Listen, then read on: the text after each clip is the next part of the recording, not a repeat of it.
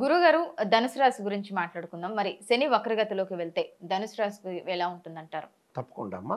ఓం శ్రీ గురుభ్యో నమః. వాగర్ధావ సంప్రోక్తో వాగర్ధ ప్రతిపత్తే జగతో పితరం వందే పార్వతీ పరమేశ్వరం. వ్యాసాయ విష్ణురూపాయ వ్యాసరూపాయ విష్ణవే నమో వై బ్రహ్మనిధి వాసిష్ఠాయ నమో నమః. గురు బ్రహ్మ గురు విష్ణు గురుదేవో మహేశ్వర గురు సాక్షాత్ పరబ్రహ్మ తస్మై శ్రీ గురవే నమః. ఓం శ్రీ మాత్రే నమః. వక్రగతి, శని యొక్క వక్రగతి ఏ విధంగా ఉంటుందంటే కొన్ని డిగ్రీలు వెనక్కి రావడాన్ని, కొన్ని అంశాలలో బ్యాక్ వచ్చేదాన్ని వక్రగతి అంటారు. దిస్ ఈజ్ ద రెట్రోగ్రేడ్ అంటారు. అంటే వక్రగతి పొందిద్ది అని అంటే శని కుంభరాశిలోనే ఉంటాడు, శతభిష నక్షత్రమైన రాహు నక్షత్రంలోనే ఉంటారు. 16 డిగ్రీల 40 నిమిషాల నుంచి మరి 13 డిగ్రీల 40 నిమిషాల నుంచి 6 డిగ్రీల 40 నిమిషాలకు బ్యాక్ వస్తాడు. అంటే 13 డిగ్రీల 40 నిమిషాల నుంచి 6 డిగ్రీల 40 నిమిషాల వరకు బ్యాక్ వస్తాడు. ఆ బ్యాక్ రావడాన్ని మనం రెట్రోగ్రేడ్ అంటారు, వక్రగతి అని అంటారు. అంటే వక్రమైంది అంటే గతి అంటే ఏంటంటే ఇక్కడ ప్రయాణం చేయటం, గతి అని అంటారు. అంటే వెనక్కి వెళ్ళినట్టు అర్థం. అంటే వక్రం అవుతుంది, బ్యాక్ వచ్చినట్టు అర్థం. అయితే ఈ ధనస్సు రాశి వాళ్ళకి ఎలా ఉంది? సామాన్యంగా వాళ్ళకి ఏంటంటే శని 3, 6, 11 స్థానాల్లో ఉంటే సుఫలితాన్ని ఇస్తారు. 3వ స్థానంలో శని ఉండటం, అలా 2వ స్థానానికి దగ్గరగా రావటం వల్ల ధనపరంగా ఎలాంటి ఇబ్బందులు ఉండవు. ధనుసు రాశి వాళ్ళకి ఆర్థిక సంబంధాలు కానీ చాలా బాగుంటాయి. డబ్బు అనేది గ్రోత్ అవుతుంది. ఉద్యోగ విద్య వ్యాపార రంగాల్లో చాలా అభివృద్ధి సాధించే అవకాశం అనేది ఖచ్చితంగా ఉంటుంది. అయితే ఇక్కడ తృతీయ స్థానంలో శని యొక్క సంచారం వల్ల కొన్ని మంచి ఫలితాలు జరిగే అవకాశాలు కూడా బాగా ఎక్కువగా ఉంటాయి. అంటే ఎవరికైనా డబ్బులు ఇచ్చే లావాదేవీల విషయంలో కొద్దిగా జాగ్రత్త వహించాలి. ఈ వక్రగతి వల్ల ఇప్పుడు నేను చెప్పినట్టుగా ఆర్థిక సంబంధాల విషయాల్లో ఈ ట్రాన్స్ఫర్ జరిగేటప్పుడు మనకు జాగ్రత్త ఉండాలి. అంటే ఎవరికి కూడా వీళ్ళకి ఆ డబ్బు వచ్చింది కదా అని అందరికీ ఇవ్వటం అనేది మేలు కాదు. ఇక్కడ ఎంతవరకు ఇవ్వాలి అంతవరకు మాత్రమే ఇవ్వాలి. వాళ్ళ యొక్క అవసరాన్ని బట్టి నిమిత్తం మాత్రం ఇవ్వాలి. అలానే భార్యాపిల్లలకి అన్నదమ్ములకి తల్లిదండ్రులు ఖర్చు పెట్టకూడదని చెప్పటం కాదు, వాళ్ళకి మోస్ట్ ఇంపార్టెంటే. కాబట్టి అవుటర్స్ ఎవరైతే ఉంటారో వాళ్ళకి నిజంగా నెససరీ అయితేనే డబ్బులు ఇవ్వాలి, లేకపోతే ఇవ్వకూడదు. అలానే బంగారు ఆభరణాలు కొనుగోలు చేయటం, అలానే స్థలాలు పొలాలు దానికి సంబంధించిన ఏదైతే భూములు కానీ ఇళ్ళు కన్స్ట్రక్షన్ చేయటం కానీ, ఉన్న ఇంటి మీదన ఇంకో అంతస్తు వేసే అవకాశాలు ఎక్కువగా ఉంటాయి. అలానే పిల్లల యొక్క వివాహాలు చేసే అవకాశాలు బాగా ఎక్కువ ఉంటాయి ధనుసు రాశి వాళ్ళకి. అంటే ధనపరంగా కొరత లేదు, ధనపరంగా మనీ అనేది ఇన్కమ్ అనేది గ్రోత్ అవుతుంది, ఎకనామిక్గా గ్రోత్. అయితే ఫ్యామిలీ పరంగా కొన్ని గ్లడ్జర్స్ వచ్చే అవకాశం ఎక్కువగా ఉంటుంది. అంటే వైఫ్ అండ్ హస్బెండ్ రిలేషన్లో difference of opinion, mutual understanding లేకపోవటం, డిస్ప్యూట్స్, కరెక్ట్ బాండింగ్ లేకపోవడం జరిగే అవకాశం ఉంటుంది. అందువల్ల దానికి వాళ్ళు చేయాల్సింది ఏంటంటే అనవసరమైన గొడవలు రాద్ధాంతాలు చేసుకోకుండా ఒక హస్బెండ్ వైఫ్, భార్యాభర్తల యొక్క హస్బెండ్ వైఫ్ ఉంటే భార్యాభర్తల మధ్యలో రిలేషన్లో ఏంటంటే ఈగో ప్రాబ్లమ్స్ అనేవి తగ్గించాలి. అంటే పరస్పరం కూడా మ్యూచువల్లీ రెస్పెక్ట్ చేసుకుంటూ ముందుకు వెళ్ళి ట్రావెల్ చేయాలి. ఎందుకంటే వైఫ్ అండ్ హస్బెండ్ రిలేషన్ ఏంటంటే లాంగ్ రన్లో ట్రావెల్ చేయాల్సిన అవసరం అనేది ఒకటి ఉంటుంది, నెససరీ, అది ఇంపార్టెంట్, చెయ్యాలి కూడా. అది అంటే కంపల్సరీ అని అర్థం. అంటే కంపల్సరీ చెయ్యాలి, అది ఒక ట్రావెల్, బ్యాక్ తీసుకోవటానికి వీల్లేదుగా. అంటే ఖచ్చితము అని అర్థం, గ్యారంటీ అని అర్థం. అంటే ఇంగ్లీష్లో విల్ ఆర్ షల్ వాడిన షల్ వాడాలి అక్కడ. అంటే డెఫినెట్లీ ఆ పని వర్క్ చేస్తున్నాను అనే పాయింట్ మీద ఏంటంటే మనకి భార్యాభర్తలు ఇద్దరు కూడా అనవసరమైన రాద్ధాంతాలు చేసుకోకుండా ప్రశాంతమైన వాతావరణం నుండి చేసుకోవటం మంచిది. అదొకటి విషయంలో మటు కొద్దిగా దాని యొక్క ఆలోచన. ఎందుకంటే మనం ఎందుకు చెబుతున్నామంటే వాళ్ళిద్దరిని సేవ్ చేయడానికి, అంటే ఏదైనా డిస్ప్యూట్స్ వచ్చినా కూడా ప్రాబ్లం లేకుండా జాగ్రత్త పడండి అని చెప్పడానికి. అయితే ఫైనాన్షియల్ పరంగా కానీ ఉద్యోగ పరంగా కానీ ఇంప్రూవ్మెంట్ ఉంటుంది. వ్యాపార భాగస్వామ్యాలు కూడా బాగా పెట్టుబడులు పెట్టే వాళ్ళు ఎక్కువ మంది వస్తారు వీళ్ళకి. అంటే క్యాపిటల్ అమౌంట్ అనేది ఇన్వెస్ట్మెంట్ చేసే బిజినెస్ పీపుల్ వీళ్ళకి తోడయ్యే అవకాశాలు ఎక్కువగా ఉంటాయి.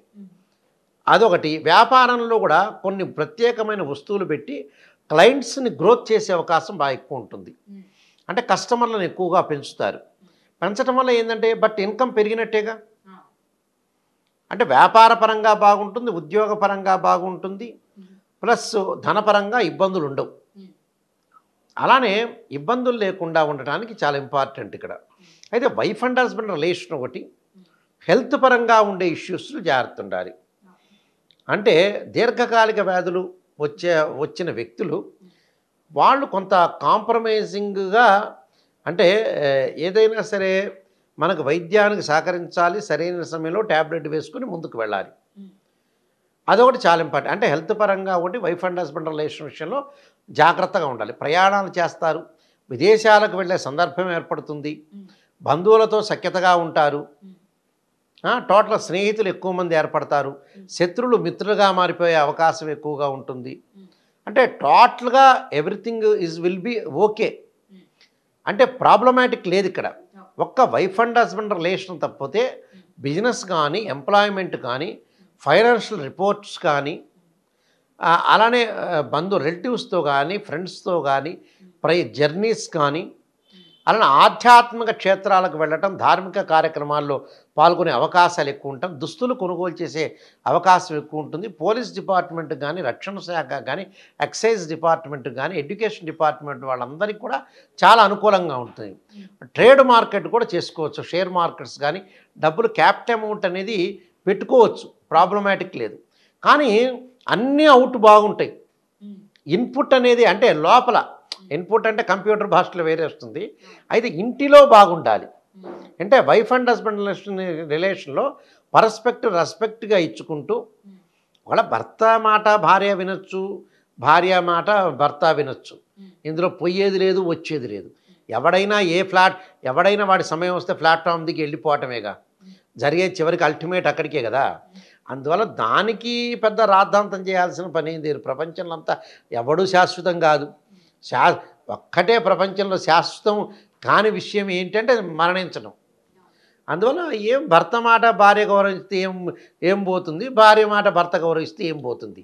ఇక్కడ జరిగేది ఏమి ఉండదు. అక్కడ ఆ ఇగో ప్రాబ్లమ్స్ అన్నీ కూడా పక్కన పెట్టేసి జాగ్రత్తగా ట్రావెల్ చేస్తే పెద్ద నష్టం జరిగేది ఏమీ లేదు ఇక్కడ. అంత పెద్ద చీఫ్ మినిస్టర్, ప్రైమ్ మినిస్టర్సే ఇంటికి వచ్చి దండం పెడుతుంటారు, సామాన్యుడు ఎంత. అలాగనే వీళ్ళు జాగ్రత్తగా రిలేషన్ మెయింటైన్ చేసుకు ముందుకెళ్తే గుడ్ రిజల్ట్స్ వస్తాయి.